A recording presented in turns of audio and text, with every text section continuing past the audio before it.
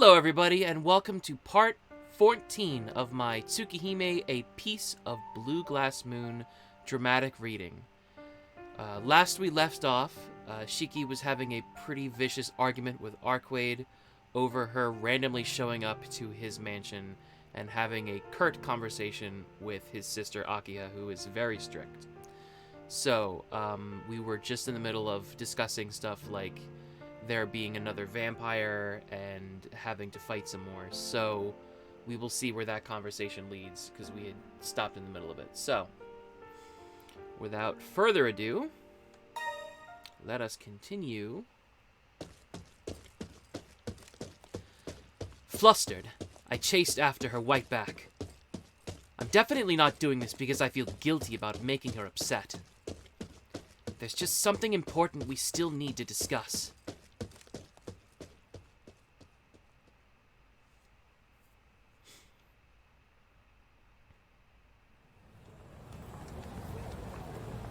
Arcueid cuts through the city nightlife. An unwavering white silhouette with fluttering gold hair. That figure is the same one I saw when I first laid eyes on her. Or perhaps it's closer to how she looked as she faced down Vlav, standing tall amidst the crumbling wreckage. The conflicting feelings I'd been wrestling up with until now vanish. There's no doubt in my mind now. The figure ahead of me is the platonic ideal of a huntress. Arcueid. Without so much as a glance back at me, Arcueid just keeps walking. Hey, listen to me. Where do you think you're going? The woman in white does not stop. It'd be pathetic if I were to give up on trying to get through to her after coming this far. It'd be pathetic, but for now, I'll just hold my tongue and follow after her.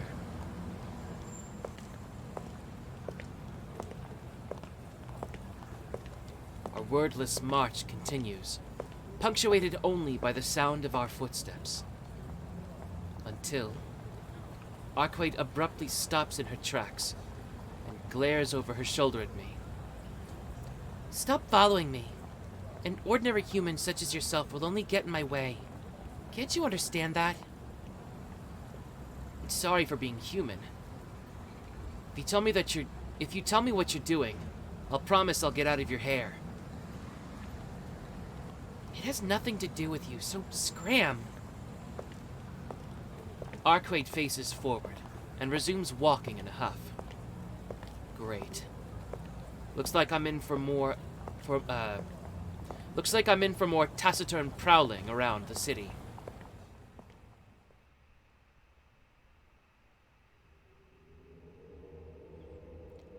We've left the city's downtown area behind us, and are approaching a deserted railway underpass when Arcueid stops dead in her tracks.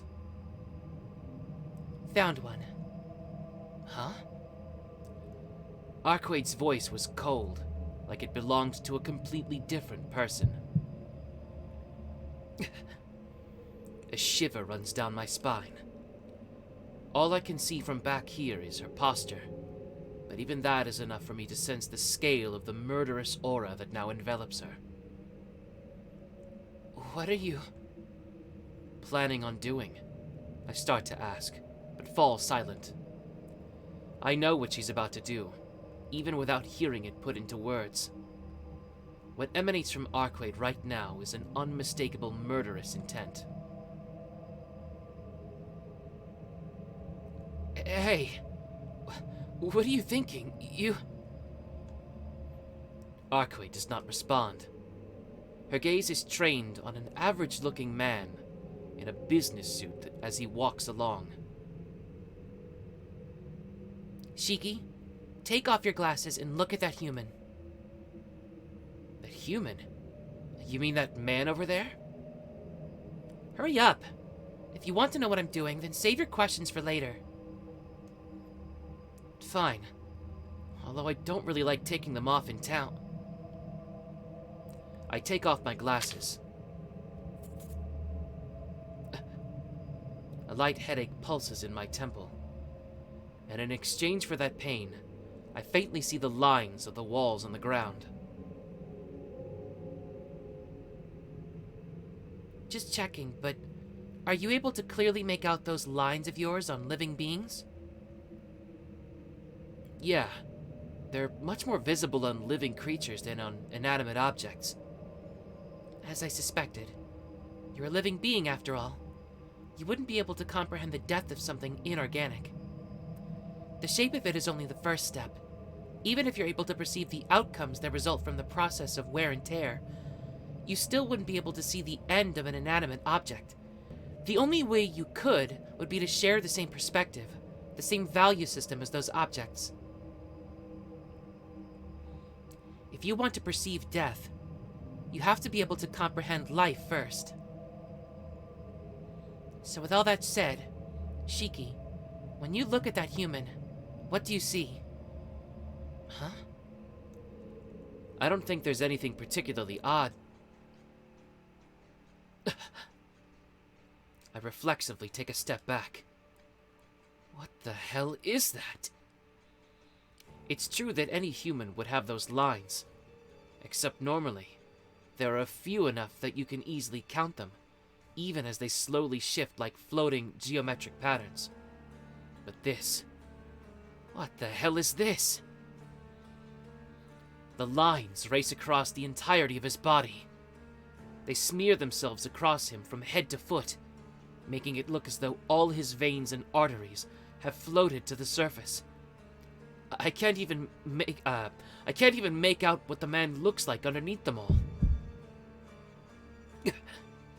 I feel like throwing up. That thing goes against everything that I know. It isn't a man with lines of death, but lines of death that have taken the appearance of a man. What do you see, Shiki? To be honest, I would have preferred it if all you could see was a normal human being. I can't even muster a response to Arcueid's words. Right now, it's taking all I've got just to stop myself from throwing up. I see. I feel bad for you. To think that you can even see the lines of death on a thing like that. It's different from usual, but I can see the lines. As I thought. So you can even kill the dead. The question of whether something is alive or not is irrelevant. If it moves, it can be destroyed. And you have the ability to end it. No exceptions. How absurd. Doesn't that make you the real monster here? What? As you can see, that thing can no longer be called a human.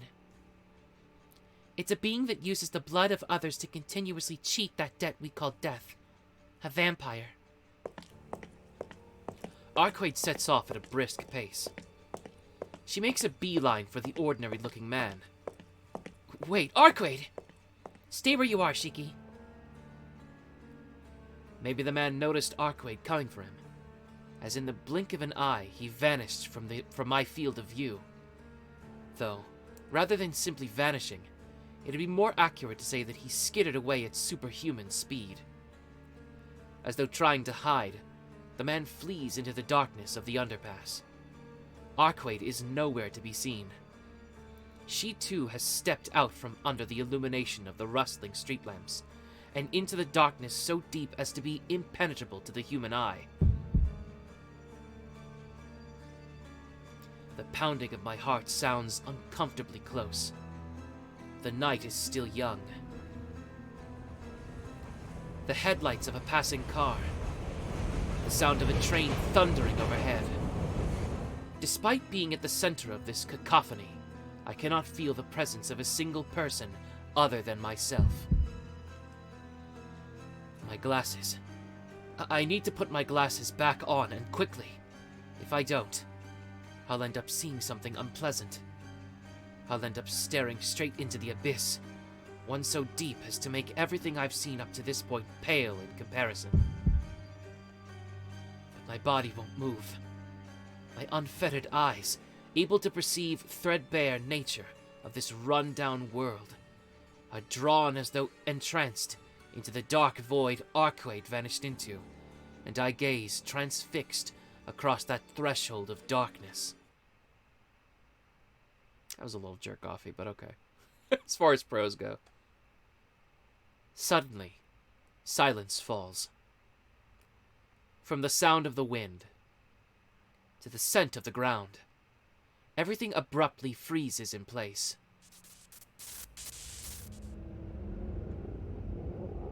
The world beneath the moon reaches absolute zero. From somewhere near the limits of my perception, there emanates an unfamiliar sound. There's no way I should be able to see it, and there's no way the sound should be able to reach me. And yet, I saw it. The sound of death clashing against death. There's no question that these eyes could discern it.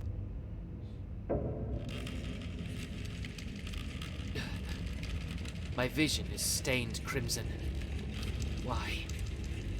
Why can these eyes perceive the death of something that I shouldn't be able to see? My glasses. If I don't put on my glasses, I'm going to lose my mind. Fighting back the urge to vomit that's welling up in my throat, I put my glasses back on with trembling hands.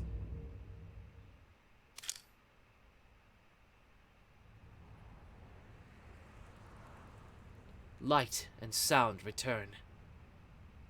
Getting a firm grip on myself, I take a good look at my surroundings and see nothing but an ordinary underpass.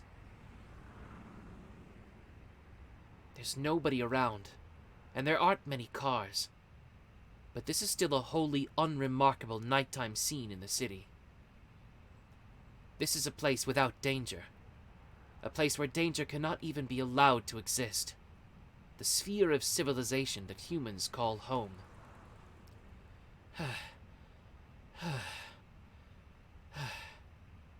My breathing is ragged. Even though I'm wearing my glasses, there are still afterimages of the death from earlier lingering in the corners of my eyes. It gives me the creeps. Arcueid? With faltering footsteps, Arcueid emerges from the darkness, her breathing even more labored than my own. Shiki, I see, so you're still here. With a seemingly embarrassed look on her face, she hurries past me, lurching as she does so. Her gait is feeble, like that of an invalid. Truth be told, my own nausea still has yet to subside. But with Arcueid visibly in pain right in front of me, all other thoughts are pushed aside. Hold on! What in the world happened to you? I grab hold of Arcueid's shoulder as she attempts to leave. With vacant eyes, she slowly turns to look at me. I'm fine. I'm just feeling a bit tired. Nothing to be worried about. Besides, this has absolutely nothing to do with you. You idiot. If you're tired, then rest. You're dripping with sweat, and it's clear at first glance that you're seriously wounded. Panting as I fight to control my breathing, I grab hold of her arm. What the hell? You say that, but you look as though you're about to collapse yourself. That's just my anemia acting up. It's nothing unusual. If you can afford to worry about others, then worry about yourself as well. It's fine. Even if you're worried about me, it's pointless. Arcueid's breathing is so faint that my heart aches for her. Don't tell me. The wound from that time. I couldn't bring myself to finish asking whether it had healed yet. I mean, she got that wound protecting me after all. Her head still hung low. Arcueid doesn't answer. That silence is not denial, but confirmation, I think. God damn it. How many times do I have to say this, you idiot? Your body's a wreck. You're incapable of just taking things... Let me try that again. Your body's a wreck. Are you incapable of just taking things easy for a bit? I was taking it easy, though. The hell you were. And don't tell me that it's fine because you're not human. There's nobody alive that could go wandering around with an open wound like that. I notice that I'm genuinely angry and come to a realization. I can't leave her be. This woman truly is an unbelievable pain in the ass. But in the end, I just can't leave her alone. What the hell were you thinking? Come on, don't just sit there. Answer me. I'm not letting you go. I'm not letting go until you talk to me. I grasp both of her white shoulders. Arcueid still doesn't look up, but I think I can make out a faint nod. Jeez, you're a rather persistent one, aren't you? I'll talk, but let's get out of here first. It seems like that guy from earlier was a dud anyway. Arcueid brushes off my arm and does an about-face. It seems that her destination is not to the downtown area, but to the deserted park. Back again, eh?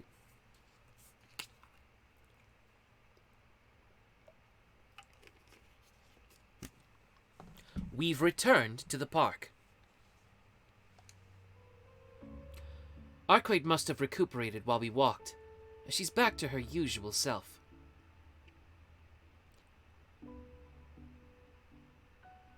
Talk about a speedy recovery. There's no chance all that really was just because you let your guard down and got wounded, right? Huh? No, I was telling the truth when I said I was still recovering. You told me the truth, huh? Yet haven't you also told me lies? What's with that tone? You're being extremely unpleasant, you know. Only because you've been acting so damn suspicious. If you have a problem with it, then start by explaining what happened back there. I think I get the big picture, but how did you end up in so much pain? Well then, without further ado, allow me to explain what I was up to, as requested. What a brazen way to change the subject. Well, this is what I really wanted to know about anyway. I'll circle back on her physical condition later. Alright, let me confirm something first. That guy from earlier. He was one of the dead that acts as a vampire worker drone, wasn't he? Which means the one controlling him is your real enemy, right? Oh my! You're rather quick on the uptake today, Shiki. Why, thank you. Even I can put 2 and 2 together after all. I think I have a pretty good handle on what was going on earlier. Yeah, marvelous. Splendid. It seems the only cute misunderstanding of yours was about Vlav. Oh, don't call it cute. And cut me some slack, alright? At the time, I had my hands full just dealing with my own problems.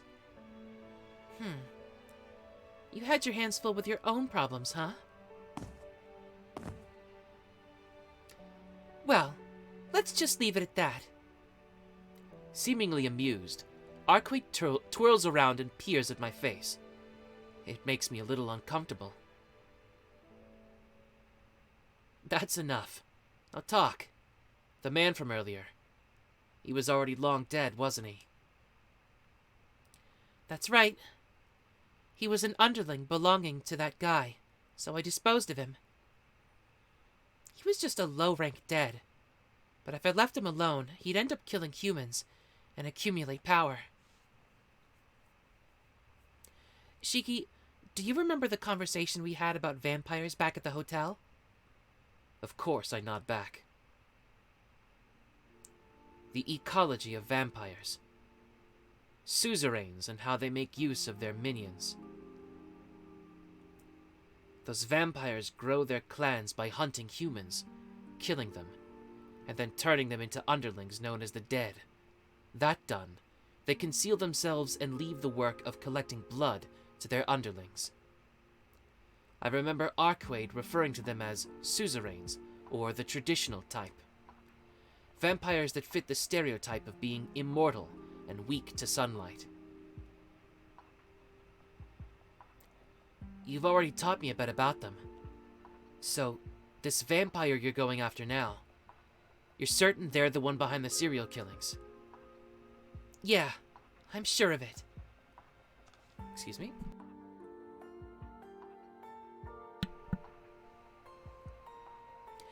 Even if he was only directly involved with the first one, all the subsequent murders committed by his dead can still be ascribed to him. That's why you were wandering the city like that. You were searching for these underlings. Are you able to locate this, the sire just by doing that? If the underlings have a strong enough bond with their sire, then yes. They've been nothing but duds so far, though. His coffin. The only reason I haven't been able to find his hiding place is because of how many dead he's using. That guy only had to dirty his hands a couple of times. After that, all he had to do was puppet the people's... let me try that again. After that, all he had to do was puppet the people he's turned into dead, and he can expand his territory while he sleeps. There've already been over 100 victims in this city. Jesus, wouldn't people notice? The victims that you people are fussing over are only a small fraction of those that are actually missing. Yet again, I hear something that makes my blood run cold. 2 days ago, I thought Vlav was the one responsible. Because of that, I channeled this feeling toward the sole aim of killing him. In doing so, I was able to maintain my spiritual equilibrium. But I no longer can. This tragedy is still ongoing. Over 100 victims. Over 100 people attacked, drained of their blood, and killed by those things that were once their fellow humans. Those victims that have their blood sucked and then become monsters in turn. Ambulant corpses, just like that mass of lines from earlier that go on to prowl the city. 3 days ago, I remember all the people staying at the hotel whose lives were extinguished. Even though I was there, I didn't witness that scene unfold in its entirety. As a result, I could only imagine in words. I couldn't viscerally feel the extent of the horrifying violence that had taken place. The same is true now. Even though I've only just been told a vampire that sucks blood of humans is slowly expanding their dominion in the city, it's not enough to provoke any emotions in me. However, what if, without meaning, and without warning, someone close to me was killed like that? How would I feel then? I imagine it only for a single moment, realizing the immortality behind such a thought. Immorality, sorry. I picture Akiha's body, sucked of its blood and discarded like garbage. The feeling of vertigo, as though my brain were being slowly whittled away, gives way to exhaustion. My heart, which ought to have been burning with indignation, is strangely calm. I tell myself that now is the time to think, not to tremble. I'm cognizant of the fact that under these circumstances, such an event could still happen in my time. At any time. I can beat myself up over my stupidity for not realizing we're still in danger some other time. I was afraid you'd get angry like this, Shiki. That's why I didn't want to tell you. It isn't something that the hunted, that humans can do anything about. I'm sure that in your eyes, the behavior of vampires is unacceptable. Of course it is. I couldn't define it for you, the border between good and evil, or right or wrong. But even so, I can say with certainty that I feel this is something that I cannot abide. Even people whose faces I don't know have lived their lives and accumulated a past. And in proportion to that past, they still each have some amount of future remaining to them. Even if that future has nothing to do with me, or is something that I can't even begin to comprehend, I can't cast it aside so easily. I wouldn't want to be killed for sport like that either. Such a death would be far too frustrating. Such a death would be far too lamentable. Such a death would be far, far too meaningless. But you don't have to worry, Shiki. It doesn't seem like vampires have any natural enemies in this country. But luckily for you, I'm here now. I mentioned this before, didn't I? My objective is to exterminate the vampire that's invading this city. I don't know what happened to her dispassionate demeanor from earlier, but Arcueid has done a complete 180, and is now quite chipper. I have to say, her words are reassuring. I'm aware of how amazing she is, and the lengths she'll go in order to protect human life. She defended the city against Vlov's cold waves, with no regard to her own safety. But there's something that just doesn't make sense to me about that. Right up until we fought Vlov, I harbored doubts about her, as any human would. I don't get it. You're a vampire yourself, aren't you? Why are you acting like some sort of ally to humanity? It's not like I'm trying to side with humans or anything. I'm just doing it because I have nothing better to do. Huh? She has nothing better to do. Well, some people have it out for me as a result, though. I guess that's... what do you call it? The cost of doing business?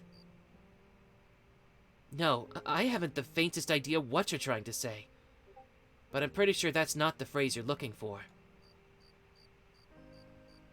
Now, don't sweat the small stuff. Despite the fact that a lot of people hate me and are out to get me, you still helped me take down Vlov, right? With him gone, there's nothing left to get in my way. All that's left now is to find the enemy hiding in the city, and then I should have no trouble disposing of them, one way or another. You can just go back to your ordinary life now. There's no longer any reason for you to be mixed up in all this. Yeah. That's great, but are you really going to be okay on your own? Those words surface in my mind, but I shake my head to drive them off. What's wrong with me? Why do I feel so guilty about making her take on such a... Oh, excuse me, let me try that again. Why do I feel so guilty about her taking on such a dangerous task alone?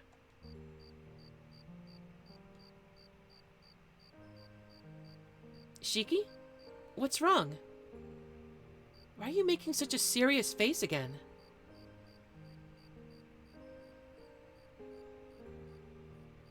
Let me try that. Okay. Yeah. That answers your question, doesn't it? I don't think there's anything left to discuss. You're wrong. There are still a ton of things I want to ask you. But more importantly... You idiot. Of course I'm making a serious face. This is a situation that impacts the city we live in. Like I said, you don't have to worry about it. From now on, I'll be patrolling the city every day, keeping an eye out to make sure there aren't any more victims. Or are you saying you don't have any faith in my abilities? I'll admit I really don't want to get involved. But those words... I'm the one who lives here. So I should be the one stepping up to say that I'll protect the city, not Arcueid. Arcueid, is this enemy of yours strong? Stronger than someone like Vlav? No way! Despite his appearance, Vlav was still a member of the Ancestors. Compared to him, the vampire lurking in this city is of a much lower purity. I see. Then he shouldn't pose much of a threat to you, right? I can't say for sure. If we're talking about me from a couple of days ago, it'd be no problem. But right now I'm still recuperating. There's a high chance that the enemy's more powerful than me.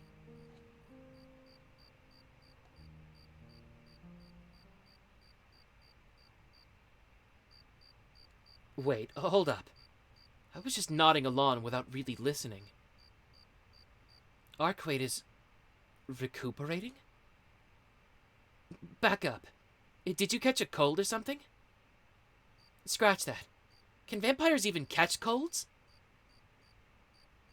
Of course I caught a... Oh, let me try that again. Of course. I caught a bad case of homicidal maniac myself. I believe it's caused by a malignant virus called Shiki. Does that name ring any bells? Well, that is, sorry. I just stirred up a hornet's nest. I'm kidding. The wounds you gave me have already healed. Though despite that, I still get tired if I end up having to use more energy than I bargained for. What hurts are the wounds I got from Vlav. Those are still in the process of closing up. Arcueid gently caresses her abdomen. That wound, too. A needless injury she sustained because she was protecting me. I'm speechless. I'm the root cause of everything that's ailing Arcueid. So how? How can she continue to smile so unguardedly at me, without so much as a trace of reproach? That's enough. You should find somewhere to rest for a bit, at least until your wounds have healed. It's not as though taking a day or two off is going to make much of a difference at this point, right? I can't do that. Thanks to our flight with Vlav, it's extremely likely that the enemy has caught wind that I'm here. If I were to take a break now, it would only serve to let him know that I'm weak. I guess. But do you really plan on keeping this up, night after night? Yeah. Since I don't know where he's hiding, all I can do is pick off and destroy the dead that are still sending him blood, one by one.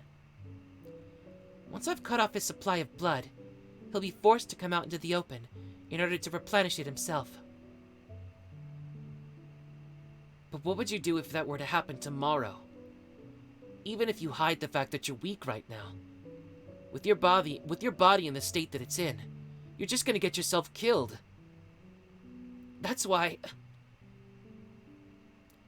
I start to beg her not to push herself, but trail off and look down at the ground. It's just as Arcueid said. If she were to reveal how weak she is, then the enemy would likely take the opportunity to go in for the kill. And above all, I've realized something during these 2 days. When it comes to battle, Arcueid is strictly no nonsense. Except for the thing with the vines, that was pretty nonsensical. She doesn't fight with an eye toward minimizing her own injuries. The sole focus of her strategy is ensuring that her opponent is defeated. Sorry, that was my phone. Arcueid prioritizes achieving her goal above all else. She isn't about to let herself be talked out of it.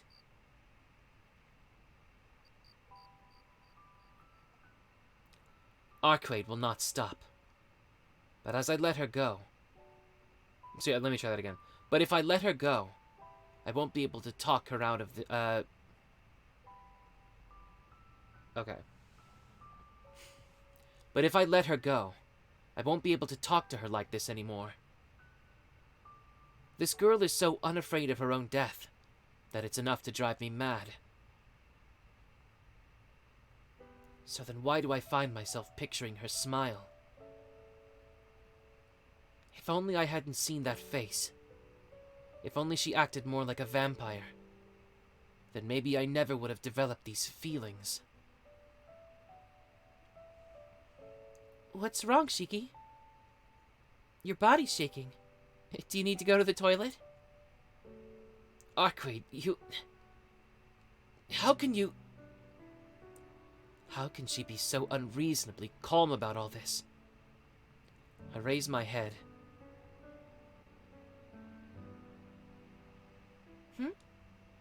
Before my eyes stands the figure of a woman in white. I can't pretend she never existed. I don't understand what this emotion is. All I know is that the 2 days I spent with Arcueid are something I'll never forget. That's why. The idea of parting ways with her here and now, and then spending tomorrow night wondering whether she's alive or dead, and the next night, and the next, forever regretting my decision and kicking myself for being such a fool. It would be unbearable.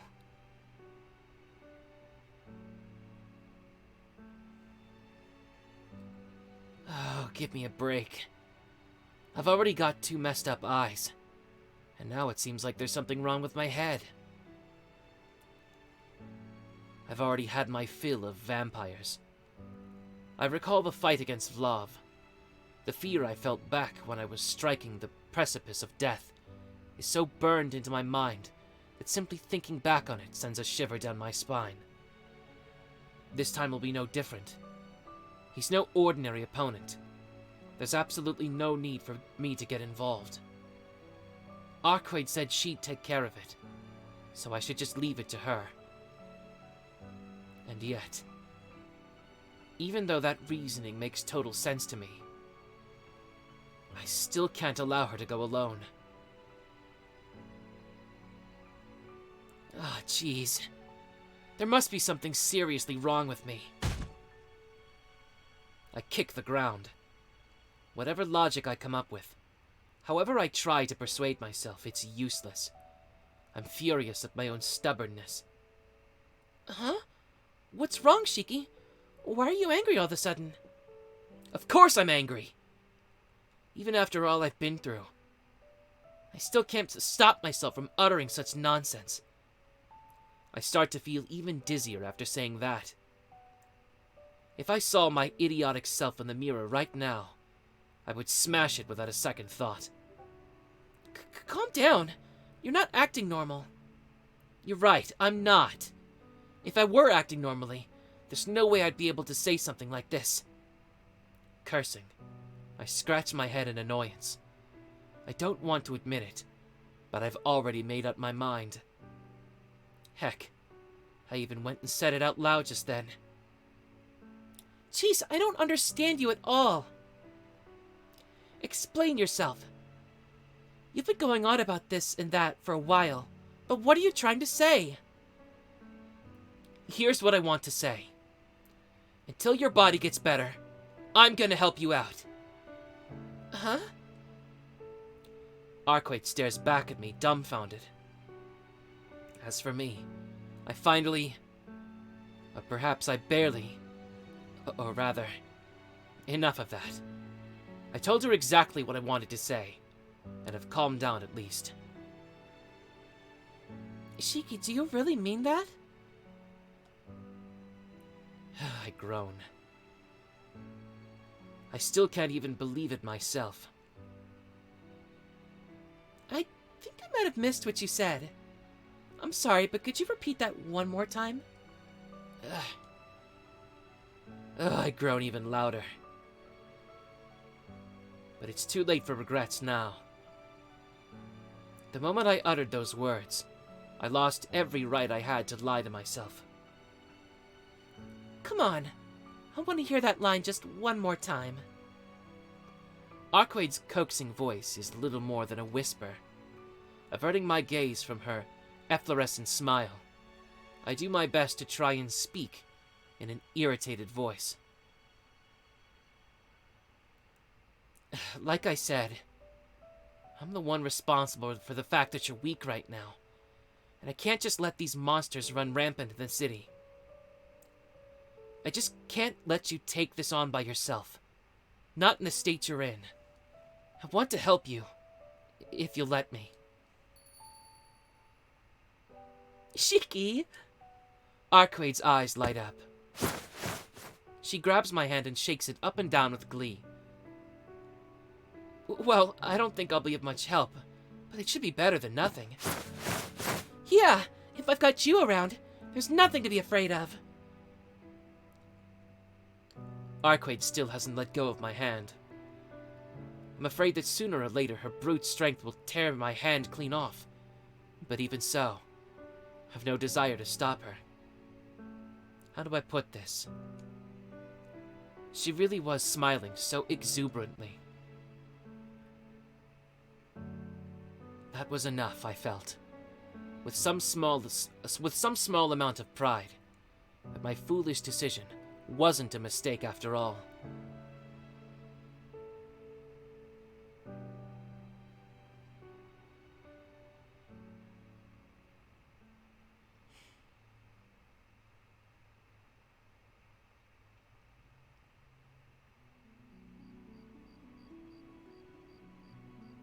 By the time I'm finally released from Arcueid's one-sided handshake, it's almost 9 o'clock.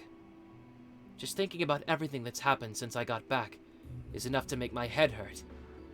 But now that I've decided to help out, the night is still far from over. From here on, the vampire extermination begins in earnest. So, what do we do now? I assume we just keep walking around the city searching for more dead, right? Yeah. If we wipe out all the dead in the city, then their vampire sire will have no choice but to come out of hiding. That's all we can do right now, but... Arcueid gives me a look, as if asking whether I'm really okay with it. You don't have to ask me. Wherever you go, I'll follow. You're the expert after all, so just tell me what to do. This girl's just standing there watching me, an outsized grin on her face. What? Did I say something strange? Nope. I was just marveling at how honest you are. Maybe I should be a little more brisk with her from now on. Brusque? Hold on.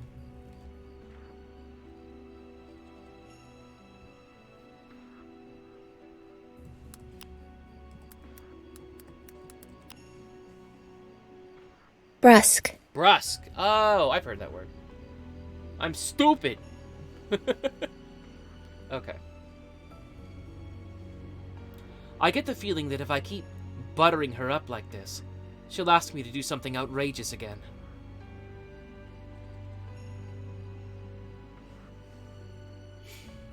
Let's go. We just need to wander around the city, right? Should we go back and take another look at that underpass from earlier? No, there's no need to revisit that area. The dead are each assigned their own non-overlapping routes, both to prevent them from trying to feed on each other, and to ensure that the victims aren't all cluttered around the same location. The number of dead will go out to feed on a given... The number of dead that will go out to feed on a given night is planned in advance. I'm pretty sure the one from earlier was the last of them, but since you're already here, we might as well search for a little longer. Everything is planned out so they don't consume each other. I'm surprised at how well orchestrated... Oh no, other way around, fuck. Everything is planned out so they don't consume each other. I'm surprised at how well orchestrated this all is. I'd been under the impression that they were just attacking at random. Well, think about it from the vampire sire's perspective. They aren't just collecting blood for fun. It's a vital requirement for them to continue existing. It's work, so of course they'd value consistency and reliability. So the dead are a pretty crucial labor force, though. If that's the case, won't the enemy start to take countermeasures soon?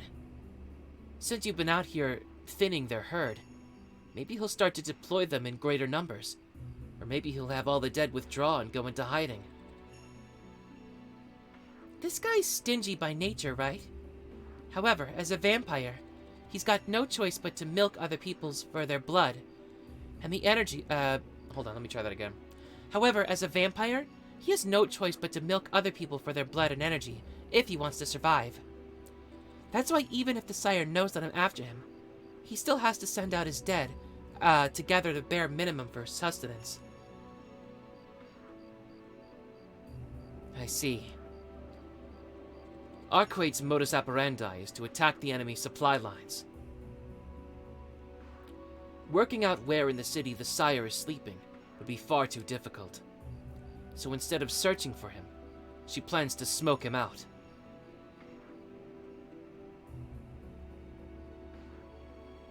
Cut off from their workers, and by extension the nourishment that they need to keep on living, the sire will eventually have no choice but to take action themselves. As soon as the enemy goes on the move, Arcueid will be able to sense their presence. That's where the vampire slaying comes in. Just like when we put our lives on the line to kill Vlov, we'll face the one responsible for these incidents head on and exterminate them. Okay, I'm up to speed. Each night, we just need to patrol the city and keep an eye out for the dead that are still out and about, right? Yeah.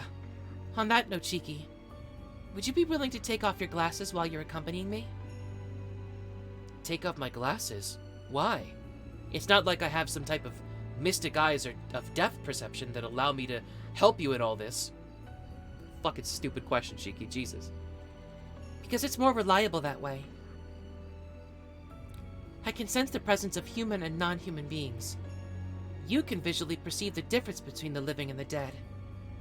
It's not like we have many other ways of finding them, right? I understand what Arcueid is getting at. I was the one that said we should cooperate, so it's not like I can refuse. But moving around without my glasses on is... I'm sure it will place a significant strain on your body. However, since we have the opportunity, there's something I want to confirm one more time. If you think you can handle it, then take off your glasses and follow me. Walking around the city without my glasses on, huh? In the 7 years since I've received these glasses, I've never once tried something like that. I mean, just seeing things with my glasses off is enough to give me a headache. It's easy to imagine what would happen to me if I were to then go wandering around the city without them. Even so, I'll be fine. It's just a headache, after all. It's nothing compared to the pain that Arcueid is dealing with right now. All right, I'll take them off. If doing so makes things easier, then it's a no-brainer. I see. Let's get moving. I take a single deep breath, remove my glasses, and walk toward the city.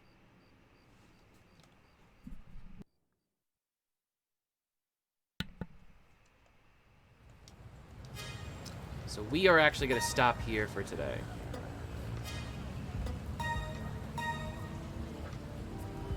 So I'm going to try and see if I can stream more often. My work schedule is not really getting lighter, but I'm always working evenings due to the arrangement that I have on account of a bunch of stuff. So if I stream afternoons, I'll have more time to do it. So I'm strongly considering operating that way. And technically, that's how I did things last year anyway. So it's probably for the best to get back to that. It's probably not great for my viewership, but I don't know. We'll see. Anyway, thank you everybody for watching. If you're watching the VOD, thank you for making it this far. Please subscribe to my YouTube channel where I post VODs from previous streams and other content. Please follow my Twitch at twitch.tv/BerserkChip. That's BerserkChip with 2 P's because I forgot the password to my previous account. And please follow my Twitter, twitter.com/BerserkChip, where I post highlights from previous streams, schedule updates, and other funny content and memes and stuff. Thank you so much for watching, and we will see you next time.